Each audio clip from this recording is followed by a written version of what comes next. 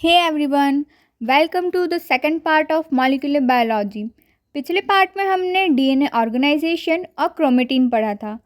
अब आज से हम स्टार्ट कर रहे हैं मॉलिक्यूलर बायोलॉजी का सबसे इम्पॉर्टेंट चैप्टर, डीएनए रेप्लिकेशन। अगर रेप्लिकेशन समझ आ गया तो DNA repair, PCR, cloning, sequencing और बायोटेक्नोलॉजी के आधे कॉन्सेप्ट्स ऑटोमेटिकली ईजी हो जाएंगे। इसलिए इस टॉपिक को सिर्फ एग्ज़ाम के लिए नहीं, बायोलॉजी की फाउंडेशन समझकर पढ़ना। चलो अब एक सिंपल से क्वेश्चन से स्टार्ट करते हैं। सोचो, एक सेल डिवाइड होने वाला है। एक पेरेंट सेल से 2 डॉटर सेल्स बनेगी। अब क्वेश्चन आता है, जेनेटिक इन्फॉर्मेशन का क्या होगा? क्या सिर्फ एक डॉटर सेल को डीएनए मिलेगा या दोनों को? ऑब्वियसली दोनों सेल्स को कंप्लीट डीएनए चाहिए और इसीलिए डिवीज़न से पहले डीएनए अपनी एग्जैक्ट कॉपी बनाता है। इसी प्रोसेस को बोलते हैं डीएनए रेप्लिकेशन। अब रेप्लिकेशन होती कब है? सेल साइकिल के 4 मेजर फेसेस होते हैं, G1, S, G2 और M फेज। इनमें से डीएनए रेप्लिकेशन S फेज में होती है। S मतलब सिंथेसिस ऑफ डीएनए। अब एक इंटरेस्टिंग स्टोरी पर चलते हैं। साइंटिस्ट को पहले ये पता था कि डीएनए कॉपी कैसे बनाता है। इसके लिए 3 थ्योरीज थी। Theory number 1, conservative replication.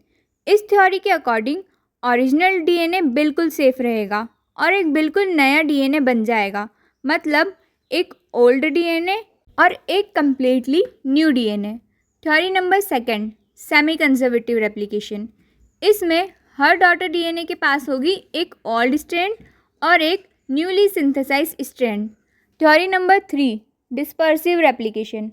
इस थ्योरी के हिसाब से ओल्ड और न्यू डीएनए छोटे छोटे पीसेस में मिक्स हो जाएंगे, यानी कोई भी स्ट्रैंड कम्प्लीटली ओल्ड या कम्प्लीटली न्यू नहीं रहेगा।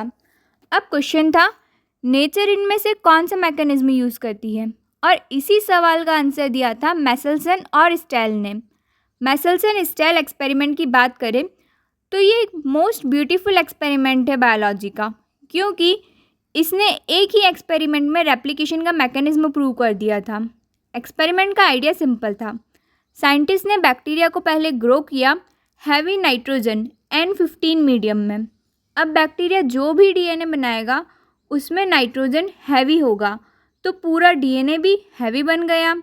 अब उन बैक्टीरिया को शिफ्ट कर दिया लाइट नाइट्रोजन N14 मीडियम में और हर जनरेशन के बाद डीएनए आइसोलेट करके एनालाइज किया।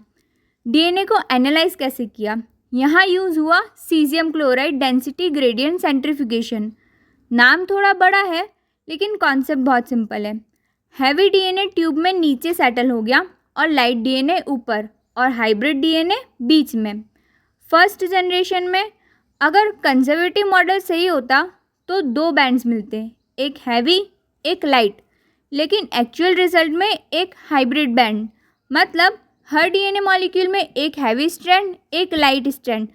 इसलिए कंजर्वेटिव थ्योरी तो रिजेक्ट हो गई। अब सेकेंड जनरेशन, अब फिर बैक्टीरिया डिवाइड होने दिया। अब रिजल्ट आया 2 बैंड्स, एक हाइब्रिड और एक लाइट। ये result exactly semi conservative model को सपोर्ट करता था। अब डिस्पर्सिव मॉडल क्यों रिजेक्ट हुआ? क्योंकि अगर डिस्पर्सिव मॉडल होता तो हर जनरेशन में सिर्फ एक इंटरमीडिएट बैंड मिलती, कभी सेपरेट लाइट बैंड आती ही नहीं। लेकिन एक्सपेरिमेंट में लाइट बैंड क्लियरली मिली थी, इसलिए डिस्पर्सिव मॉडल भी रिजेक्ट हो गया। फाइनल कंक्लूजन ये निकला कि डीएनए रेप्लिकेशन होती है सेमी कंजर्वेटिव, यानी हर न्यू डीएनए मॉलिक्यूल में एक पेरेंटल स्ट्रैंड और एक न्यूली सिंथेसाइज्ड स्ट्रैंड। अब आते हैं रेप्लिकेशन की 3 इंपॉर्टेंट प्रॉपर्टीज़ पर, 3 golden points. Number 1, semi conservative, एक ओल्ड एक new strand. Number 2, by directional, replication सिर्फ एक डायरेक्शन में नहीं चलती, ऑरिजिन से दोनों डायरेक्शन में साइमल्टेनियसली चलती है टाइम बचाने के लिए। And number 3, highly accurate, human genome में लगभग 3 बिलियन बेस पेयर्स होते हैं, फिर भी एरर्स बहुत कम होते हैं। इसका रीज़न है प्रूफ रीडिंग, रिपेयर मैकेनिज्म। इन्हें हम अगले पार्ट्स में देखेंगे। नेक्स्ट हम जानते हैं ऑरिजिन ऑफ रेप्लिकेशन को।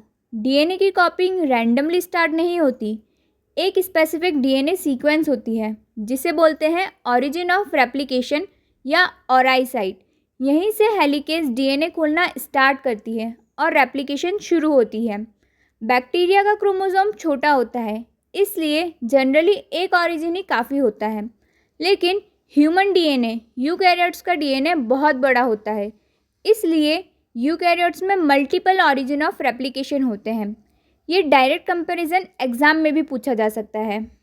अभी तक हमने देखा कि डीएनए रेप्लिकेशन एस फेज में होती है और मेसेल्सन-स्टेल एक्सपेरिमेंट ने इसे प्रूव करा कि ये सेमी कंजर्वेटिव होती है। लेकिन अब एक और क्वेश्चन, डीएनए की कॉपी बनाता कौन है? सिर्फ क्या डीएनए पॉलीमरेज काफ़ी है? बिल्कुल भी नहीं। रेप्लिकेशन एक एंजाइम का नाम नहीं है, ये एक मॉलिक्यूलर फैक्ट्री है जहां 8 से 10 प्रोटीन्स की टीम एक काम करती है, रेप्लिकेशन। अब हम इसी रेप्लिकेशन मशीनरी को समझेंगे। चलो एक स्टोरी से शुरू करते हैं। सोचो तुम्हें एक बहुत लंबी जिप खोलनी है। एक बंदा जिप खोलेगा, एक बंदा वायर को सीधा करेगा, एक बंदा नए पीसेस लगाएगा और एक बंदा सब कुछ कनेक्ट करेगा। बिल्कुल वैसे ही डीएनए रेप्लिकेशन में हर एंजाइम अलग हो। सबसे पहले है हेलिकेज। हेलिकेज की एंट्री और उसका काम डीएनए के दोनों स्ट्रैंड्स के बीच में हाइड्रोजन बॉन्ड्स को तोड़ना। ध्यान रहे, ये फॉस्फोडाइस्टर बॉन्ड नहीं तोड़ता, सिर्फ हाइड्रोजन बॉन्ड्स। जैसे ही हेलिकेज आगे बढ़ती है, डीएनए ओपन होने लगता है और एक वाई शेप्ड स्ट्रक्चर बनाता है। इसी को बोलते हैं रेप्लिकेशन फॉर्क। हेलिकेज को मोटर भी बोलते हैं रेप्लिकेशन की, क्योंकि ये एटीपी यूज़ करती है, यानी एनर्जी लेकर डीएनए को अनवाइंड करती है। इसलिए ये सिर्फ पैसिव प्रोटीन नहीं, एक एक्टिव मॉलिक्यूलर मोटर है। सेकेंड एंजाइम आती है टोपोआइसोमरेज। अब एक प्रॉब्लम आती है, डीएनए खुल रहा है लेकिन उसके आगे वाला डीएनए और टाइट ट्विस्ट होने लगता है।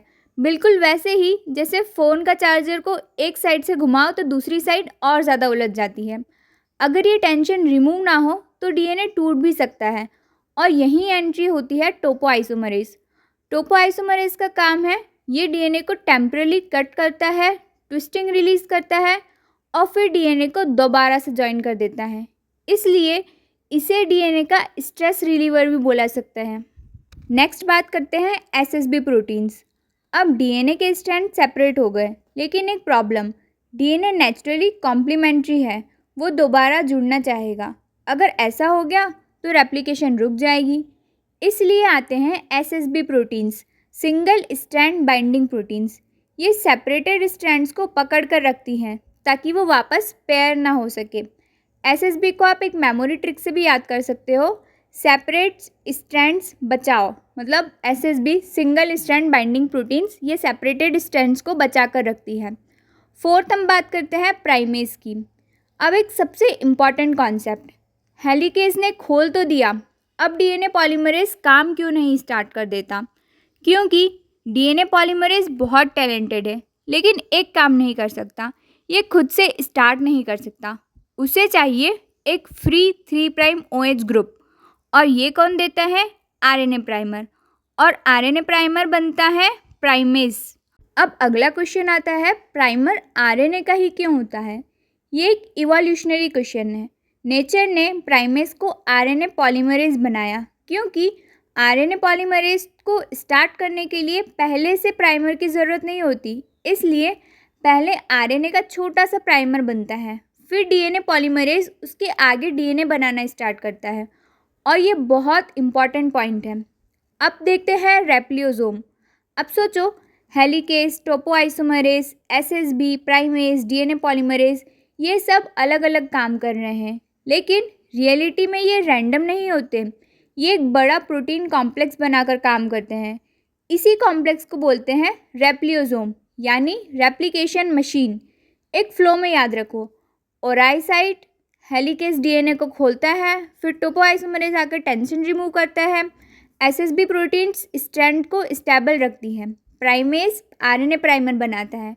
अब डीएनए पॉलीमरेज की एंट्री होती है और डीएनए सिंथेसिस शुरू हो जाती है, और यही सीक्वेंस बहुत इम्पॉर्टेंट है। अब आगे बढ़ने से पहले एक लाइन है जिसे तुम कभी भी मत भूलना, डीएनए पॉलीमरेज हमेशा डीएनए को 5 प्राइम से 3 प्राइम डायरेक्शन में ही सिंथेसाइज करता है। कभी भी 3 प्राइम से 5 प्राइम डायरेक्शन में डीएनए नहीं बन सकता, क्योंकि हर नया न्यूक्लियोटाइड अपने फॉस्फेट ग्रुप के थ्रू प्रीवियस न्यूक्लियोटाइड के 3 प्राइम OH ग्रुप से अटैच होता है। इससे चेन सिर्फ 5 प्राइम से 3 प्राइम डायरेक्शन में ही ग्रो करती है। अब प्रॉब्लम शुरू होती है। डीएनए की दोनों स्ट्रैंड्स एंटी पैरेलल होती है। एक स्ट्रैंड 5 प्राइम से 3 प्राइम और दूसरी 3 प्राइम से 5 प्राइम, और डीएनए पॉलीमरेज सिर्फ 5 प्राइम से 3 प्राइम सिंथेसिस कर सकता है। तो दोनों स्ट्रैंड्स एक जैसे कैसे बनेगी? यहीं से आता है लीडिंग और लैगिंग स्ट्रैंड का कॉन्सेप्ट। एक टेम्पलेट ऐसी डायरेक्शन में होती है जहां डीएनए पॉलीमरेज रेप्लिकेशन फॉर्क के साथ साथ कंटिन्यूसली डीएनए बना सकता है। इसी स्ट्रैंड को बोलते हैं लीडिंग स्ट्रैंड। यहाँ सिर्फ एक आरएनए प्राइमर लगता है और सिंथेसिस कंटिन्यूसली चलती रहती है। दूसरी टेम्पलेट उल्टी डायरेक्शन में होती है। यहाँ पॉलीमरेज कंटिन्यूसली काम ही नहीं कर सकता, इसलिए थोड़ा डीएनए बनता है, पॉलीमरेज रुकता है, फिर नया प्राइमर लगता है, फिर डीएनए बनता है।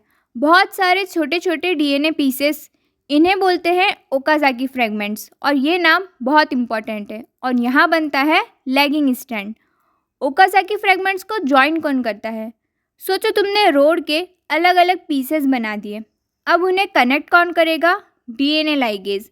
डीएनए लाइगेज फॉस्फोडाइस्टर बॉन्ड बनाता है और सारे ओकाज़ाकी फ्रेगमेंट्स को एक कंटिन्यूअस डीएनए स्ट्रैंड में बना देता है। अब मिलते हैं डीएनए पॉलीमरेज से। सबसे पहले प्रोकैरियोट्स। इसमें 3 इम्पॉर्टेंट पॉलीमरेज होते हैं। डीएनए पॉलीमरेज 1, ये मेन रेप्लिकेशन एंजाइम नहीं है और स्टूडेंट्स यही गलती करते हैं। इसका मेन काम है आरएनए प्राइमर को रिमूव करना और उसकी जगह डीएनए फिल करना। इसके पास 5 प्राइम से 3 प्राइम एक्सोन्यूक्लियस एक्टिविटी होती है। DNA polymerase 2, mainly DNA repair. Replication में इसका रोल बहुत कम है, बस इतना ही याद रखो। डीएनए पॉलीमरेज 3, ये है रेप्लिकेशन का असली हीरो। मैक्सिमम डीएनए सिंथेसिस यही करता है। हाई स्पीड, हाई एक्यूरेसी, ये बैक्टीरिया का मेजर रेप्लिकेशन एंजाइम है। अब यूकैरियोट्स, यहाँ नंबरिंग थोड़ी डिफरेंट है। सबसे पहले डीएनए पॉलीमरेज अल्फ़ा, सबसे पहले यही आता है। प्राइमेज के साथ मिलकर आरएनए डीएनए प्राइमर बनाता है, यानी रेप्लिकेशन स्टार्ट करवाता है। Next DNA polymerase delta, mainly lagging strand को सिंथेसिस करता है। DNA polymerase epsilon mainly leading strand को सिंथेसिस करता है, और ये कंपैरिजन बहुत इंपॉर्टेंट है। नेक्स्ट है प्रूफ रीडिंग। ह्यूमन जीनोम में 3 बिलियन बेस पेयर होते हैं। अगर पॉलीमरेज हर 1000 बेस में एक मिस्टेक करेगा तो क्या होगा? म्यूटेशन ही म्यूटेशन होगा, और नेचर ने इसका भी सॉल्यूशन दिया, प्रूफ रीडिंग। प्रूफ रीडिंग का मतलब है अगर गलत न्यूक्लियोटाइड लगा दिया तो वो तुरंत पीछे आ जाता है और गलत न्यूक्लियोटाइड को रिमूव करता है डीएनए पॉलीमरेज और सही न्यूक्लियोटाइड लगा देता है। इसके लिए यूज़ होती है 3 प्राइम से 5 prime exonuclease activity. Exonuclease activity में स्टूडेंट बहुत कंफ्यूज होते हैं। सिंपल सा रूल है, 3 प्राइम से 5 प्राइम मिस्टेक रिमूव होती है, प्रूफ रीडिंग होती है। 5 प्राइम से 3 प्राइम आरएनए प्राइमर रिमूव होता है। ये मेनली डीएनए पॉलीमरेज 1 करता है। दोनों में कभी भी कंफ्यूज मत होना। अब आते हैं स्लाइडिंग क्लैंप पर। डीएनए पॉलीमरेज डीएनए से बार बार गिर जाता है। एक प्रोटीन उसको टाइटली पकड़ कर रखता है, उसका नाम है स्लाइडिंग क्लैंप।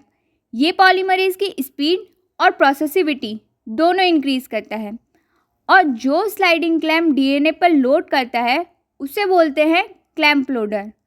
अब साइंटिस्ट को एक और प्रॉब्लम थी। अगर डीएनए हर सेल में परफेक्टली रेप्लिकेट होता है तो फिर ह्यूमन क्रोमोसोम्स हर सेल डिवीजन के बाद थोड़े थोड़े छोटे क्यों होते जाते हैं, और कैंसर सेल्स बार बार डिवाइड करके भी शॉर्ट क्यों नहीं होते? इसी की मिस्ट्री का आंसर है टीलोमरेज।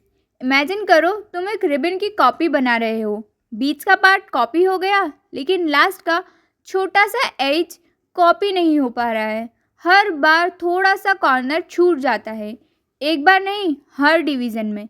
यही प्रॉब्लम डीएनए में भी होती है। इसको बोलते हैं एंड रेप्लिकेशन प्रॉब्लम। अब सवाल आता है, ये प्रॉब्लम सिर्फ यूकैरियोट्स में ही क्यों?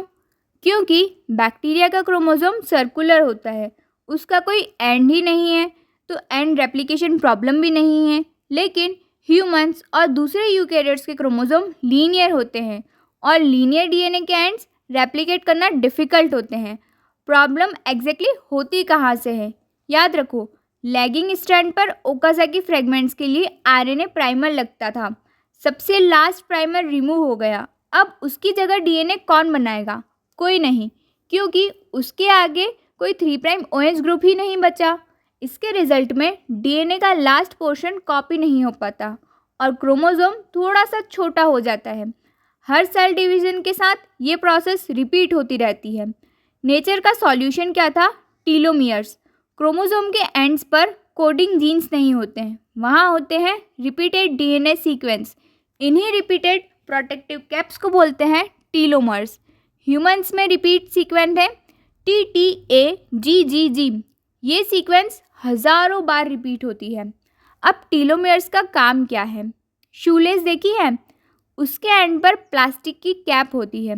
अगर वो कैप निकल जाए तो लेस खुलना स्टार्ट हो जाती है। बिल्कुल वैसे ही टीलोमियर्स क्रोमोसोम को प्रोटेक्टिव कैप्स है। ये क्रोमोसोम को डैमेज और फ्यूज़न होने से बचाते हैं। लेकिन हर डिवीज़न में टीलोमियर भी छोटी होती जाएगी, तो फिर क्या होगा? यही एंट्री होती है टीलोमरेज की। ये नॉर्मल डीएनए पॉलीमरेज नहीं, ये एक स्पेशल एंजाइम है। और सबसे इंटरेस्टिंग बात, ये अपना खुद का आरएनए टेम्पलेट लेकर आता है। इसीलिए इसे बोलते हैं राइबोन्यूक्लियोप्रोटीन एंजाइम। टीलोमरेज करता क्या है? ये क्रोमोसोम के एंड पर नए TTAGGG रिपीट्स ऐड करता रहता है। इससे क्रोमोसोम की ओरिजिनल जीन सेफ रहती है और एंड रेप्लिकेशन प्रॉब्लम सॉल्व हो जाती है। अब क्वेश्चन आता है, क्या टीलोमरेज सब सेल्स में एक्टिव होता है? बिल्कुल नहीं। यही है इम्पॉर्टेंट कॉन्सेप्ट। हाई एक्टिविटी सिर्फ स्टेम सेल, जर्म सेल और कैंसर सेल में होती है और मोस्टली सोमेटिक सेल में ये लो लेवल में या एब्सेंट होता है। इसी वजह से नॉर्मल बॉडी सेल्स की लाइफ स्पैन लिमिटेड होती है, लेकिन कैंसर सेल्स अनलिमिटेड डिवीजन कर सकती है। टीलोमरेज और एजिंग, ये एक इंटरेस्टिंग थ्योरी है। जैसे जैसे एज बढ़ती है टीलोमर छोटी होती जाती है। एक स्टेज के बाद सेल डिवाइड करना बंद कर देता है। इसी स्टेज को बोलते हैं सेलुलर सेनेसेंस, यानी सेल जिंदा है लेकिन डिवाइड नहीं करेगा। ये एजिंग का एक इम्पॉर्टेंट मैकेनिज्म माना जाता है। अब आते हैं रेप्लिकेशन लाइसेंसिंग। डीएनए रेप्लिकेशन एक ही सेल साइकिल में 2 बार क्यों नहीं होता? अगर 2 बार हो गई तो क्रोमोसोम नंबर डबल हो जाएगा। नेचर ने इसके लिए एक सिक्योरिटी सिस्टम बना के रखा है, जिसे बोलते हैं replication licensing. Cell S phase से पहले ऑरिजिन को लाइसेंस देता है। एक बार रेप्लिकेशन कंप्लीट हो गई, लाइसेंस रिमूव हो जाता है। इसलिए सेम ऑरिजिन दोबारा एक्टिवेट नहीं होता। रेप्लिकेशन के बाद सेल सीधा डिवीज़न नहीं करता, पहले चेक करता है डीएनए कंप्लीट कॉपी हुआ है या नहीं, कोई डैमेज तो नहीं है, कोई स्ट्रैंड ब्रेक तो नहीं है, और इसी को बोलते हैं सेल साइकिल चेक पॉइंट्स। अगर प्रॉब्लम मिली, सेल साइकिल टेम्पररी रुक जाती है और डीएनए रिपेयर होता है। अगर रिपेयर पॉसिबल नहीं तो सेल एपोप्टोसिस की तरफ जा सकता है। इसका एक क्लिनिकल कनेक्शन भी है। कैंसर सेल्स की एक कॉमन प्रॉपर्टी है हाई टीलोमरेज एक्टिविटी। इसी की वजह से उन्हें कभी कभी इमॉर्टल सेल्स भी बोला जाता है, क्योंकि उनके टीलोमर्स कंटिन्यूसली मेंटेन होते रहते हैं। इसी के साथ हमारा डीएनए रेप्लिकेशन यहीं कंप्लीट होता है। नेक्स्ट वीडियो में हम डीएनए रिपेयर को डिटेल में समझेंगे। तब तक के लिए keep learning and stay tuned. Thank you so much for watching.